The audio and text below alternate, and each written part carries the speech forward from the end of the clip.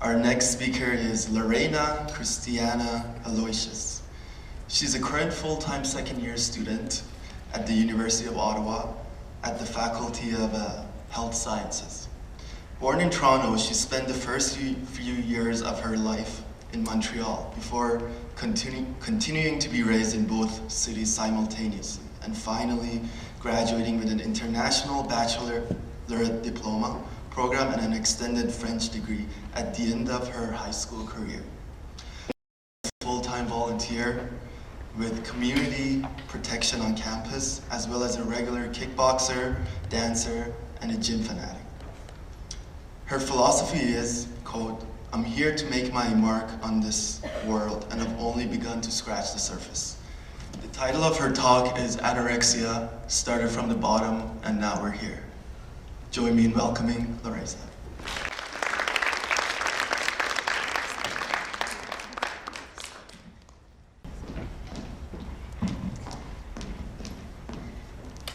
Hi everyone, I'm so glad to be here today. So we often hear about the term empathy, and as a Christian, I associate that with religion, and I'm sure, as do many of you with your own religious backgrounds, not trying to be discriminate here, but hey, don't worry, I'm not about religion or politics or anything else of that nature. Too much of a touchy subject, and clearly I'm not in the mood for running around and doing cardio in this outfit, so no tomatoes, no water bottles like Justin Bieber are going to be happening right now. But hey, back to empathy. In my opinion, it's something that makes us all uniquely human. It's the ability to step back and look at the bigger picture, look at the picture from someone else's perspective, take a walk in their shoes, in his or her shoes, not trying to be sexist, again, avoiding touchy subjects. So today I'm going to ask you to take a walk in my shoes with me, and I guarantee you, it'll be a walk to remember. I'm here to talk about an eating disorder. So I guess I'm avoiding sensitive topics, but I'm just going for the extra sensitive ones right now. But it's an eating disorder that plagued me for a good 2 years of my life. But right now it brought me to like that Arnold Schwarzenegger level of health, you know? Anorexia. So I'm sure a lot of you have heard of it as the thing celebrities get. Mind that, like all illnesses, anyone can succumb to it. And like all illnesses, it shares a common trait that certain people are more vulnerable than others to it as well. And there is a genetic component that science links it to, but as they say in science, in the research method, correlation doesn't always equal causation, right? So let's delve into the definition of anorexia, shall we? Anorexia, according to the Diagnostic and Statistical Manual, also known as the DMS-5, is an illness, and I quote, which primarily affects adolescent girls and young women. It's characterized by a distorted body image with excessive dieting that leads to severe weight loss with a pathological fear of becoming fat. This is true, but I did say that anyone can succumb to it, and I didn't lie. Males also can live with anorexia, but they represent a smaller part of the population, a rough 10 to 15%. So I'll use a better, more universal definition to help guide this talk. According to an anorexia help guide, it's a complex eating disorder with 3 key features. Number 1, the intense fear of gaining weight. Number 2, a refusal to maintain a healthy body weight. And number 3, a distorted body image. And it can be further segregated into 2 types. So there's the purging type, which is basically the use of vomiting or laxatives to expel excess calories, and then there's the restricting type, which is basically self-starvation. And I'm sure a lot of you have heard that. It's quite advertised in the media. So, but as I promised, a walk to remember. Can't really go back on my word right now, considering you're all just sitting here watching me, and it's kind of being live streamed, so that'd be like one of those awkward moments that people write on Facebook, you know. So I'm not going to do that to you. So allow me to finally introduce myself. My name is Lareinaa Christiana Aloysious, and my story with anorexia began a few years ago in 2012 when my world ended, right before my senior year of high school. So let's take a minute to go back to where I said there were 2 types of anorexia, the purging type and the restricting type. Well, guess who had both? At my all-time am low, no pun intended for my music lovers out there. I was 103 pounds, so that's roughly a pant size of size 0. It's 24. Now, looking at my body, I'm clearly not 103 pounds. When I give this talk, usually I ask the audience to take a guess at my weight, but I'm gonna spare you all the anticipation and just give it to you. So I'm 145 pounds currently, and to be honest, I don't really like jeans. They're really uncomfortable, so I don't really know my size right off the top of my head. But like I said, started from the bottom, now we're here. And the point is I define my self-worth, myself, and just basically who I was emotionally and physically by my weight, by my clothing size. But that's not who I was. I was born in Toronto and raised in Montreal in a mixed race household. And it was also a mixed religious household. And that kind of created a lot of tension in my house from a young age. And not to mention the fact that my parents were pretty strict. So that didn't help either. That kind of fueled my perfectionist attitude. And I just always wanted to please my parents, but I felt like I was never good enough.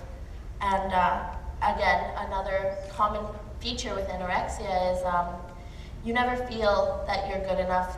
They tend to be perfectionists, and there's often a complicated emotional history behind it, whether it be family, friends, relationship status, anything else.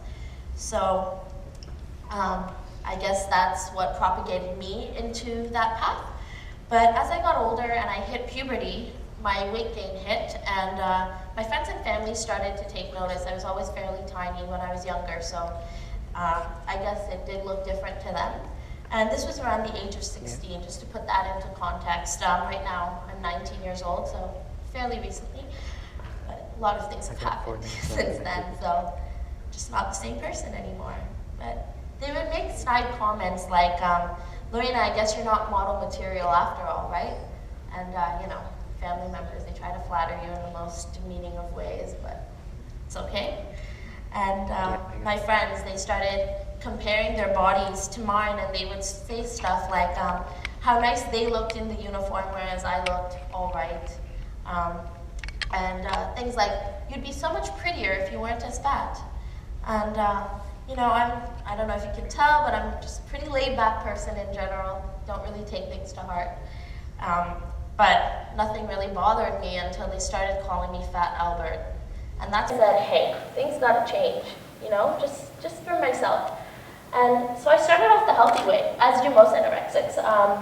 Basic nutrition tells you that to lose weight, you basically have to burn more calories than you consume. I chant this mantra to myself. It was kind of sick, actually. I used to tell myself, nothing tastes as good as thin fields. And just to put that into context, 300 calories a day for 8 months, that's about the equivalent of a Snickers bar. So I wasn't too happy. And naturally, if you're consuming that little, you tend to get depressed. You tend to be moody. You're mentally unstable. You tend to isolate yourself from your friends. And another thing is, like I said, anorexia is a complex eating disorder. You kind of get a little bit OCD, and I actually mean OCD, not like the scientific term OCD, because you feel these compulsions to weigh yourself, to get reassurance from other people that you look good. And I want to say thank you to my best friend Rachel Geraci for being my friend for the past 14 years and for saving my life. I wouldn't be who I am today if it wasn't for her. God knows if I'd still be here, quite frankly. She woke me up and she stood by my side at my weakest point in my life. And I say God knows if I'll be here is because anorexia is one of the most fatal eating disorders that they have out there. And I'm sure a lot of you have heard of stories where people have died from it. If you just go on YouTube, you can search up anorexia stories, and there's lots of people who share their testimony where they almost died or people they know have, and models have died as well. But I made this story, my story, public knowledge, February 27th, 2015, in a health science guest lecture for my class here at the University of Ottawa, almost 2 years since Anna and as the street name for it, left my life, I disliked who I was before.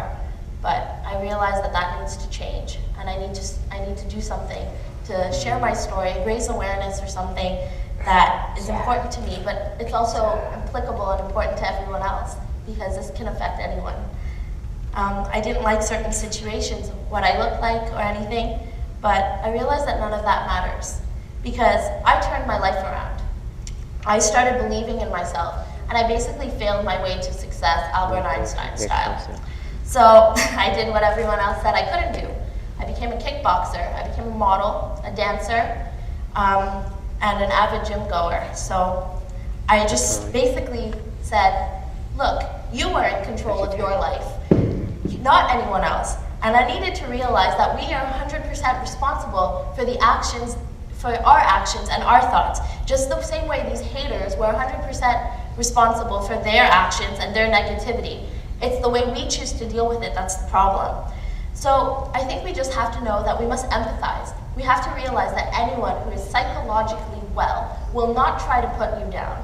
And you just have to say, this is their journey, and you just have to understand that misery loves company.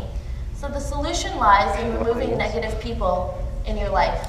And Muhammad Ali always said, I'm the greatest. But it's not because of pride or hubris, but it's because he realized that there's enough people trying to put us down. So if we don't stand up for ourselves, who will? And after all, thoughts determine our actions, which ultimately determines our character. And I realized that when you do that, your self-confidence, your worth, your love for yourself automatically just skyrockets. And someone very close to me said, we're all on this earth to love one another. But I realized that to love one another, you have to start with loving you, because nobody else is going to do that for you. And the way he said it was with such profound ease and compassion that it made me realize that I have to fall in love, irrevocably in love with myself. And that's the only way that I can show someone else that I love them. And anorexia taught me that. And now I can proudly say wholeheartedly that I love me, all of me. Thank you.